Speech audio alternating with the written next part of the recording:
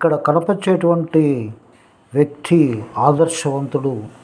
భీమిరెడ్డి నరసింహారెడ్డి వర్ధంతి సందర్భంగా ఆంధ్రజ్యోతిలో వచ్చినటువంటి విషయాన్ని ఆయన ఫోటోతోటి మనము ఆయన చేసినటువంటి గొప్ప గొప్ప కార్యక్రమాల గురించి మనం విశ్లేషణ చేసే ప్రయత్నం చేద్దాం. ముఖ్యంగా భీమిరెడ్డి నరసింహారెడ్డి పేరు వినగానే పోరాట జ్వాలలు గుర్తుకొస్తాయి. ఆయన ఒక వ్యక్తి కాదు, ఒక ఉద్యమ తరంగం. ఆయన అడుగుపెట్టిన చోట అణచివేత శక్తులు వణికాయి. అలసట తెలియని అడుగులతో తెలంగాణలోని ప్రతి పోరాట కేంద్రాన్ని చుట్టుముట్టి దోపిడీ శక్తుల గుండెల్లో వణుకు పుట్టించిన మహానాయకుడు. ఆయన పోరాటం కేవలం ఆయుధాలతో సాగిన యుద్ధం మాత్రమే కాదు, అది సామాజిక న్యాయం కోసం, పేదల గౌరవం, జీవితం కోసం సాగిన మహోత్తర ప్రజా ప్రస్తావన. ముఖ్యంగా చెప్పేటువంటి అంశం ఏంటంటే, ఆయనకు సూర్యాపేటకు ఆయన పేరు పెట్టాలని జిల్లాకు కోరుతూ ఉన్నారు. అది ముఖ్యమైన అంశం. అయితే ఆయన చేసినటువంటి నరసింహారెడ్డి జీవితం అంతా ప్రజల మధ్యనే ఉంటూ ప్రజల కష్టాలను తన కష్టాలుగా భావించి వారి భద్రత కోసం తన జీవితాన్ని అంకితం చేశారు. ప్రజలే ఆయన కుటుంబం, ప్రజా సంక్షేమమే ఆయన ధ్యేయం.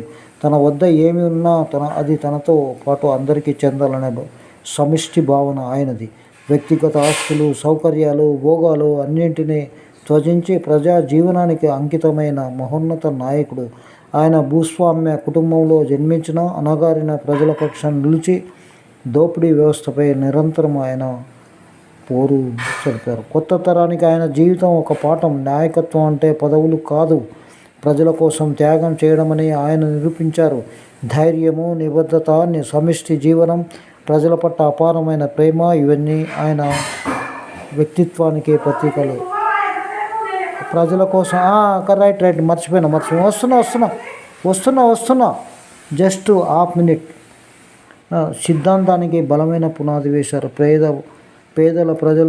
పేదల భూములను కబ్జా చేయాలని భూస్వాములు యత్నించిన సమయంలో చాకలి ఐలమ్మ పొలంలో పండిన పంటను స్వయంగా తన భుజాలపై మోసుకొని ఆమె ఇంటికి చేర్చిన ధైర్యవంతుడు నరసింహారెడ్డి. దొడ్డి కొమరయ్య మరణంతో గ్రామాలు అగ్నిగుండంగా మారిన సమయంలో ప్రతి పల్లెకు తిరిగి భూస్వామ్య దౌర్జన్యాలపై ప్రజల్లో చైతన్యాన్ని రగల్చిన యోధుడు. ముష్కర మూకలు అక్రమ నిర్బంధాలు చేసి చిత్రహింసలు పెట్టిన చెక్కు చెదరని ఉక్కు మనిషి. ప్రజల కోసం, సమాజ మార్పు కోసం తన జీవితాన్ని అంకితం చేసే మహోన్నత నేత. ప్రజలకు ఏది అవసరం గ్రహించి ఉద్యమాలు నడిపిన వ్యక్తి. ఆయన పేరుతో ప్రజాసేవా కార్యక్రమాలు.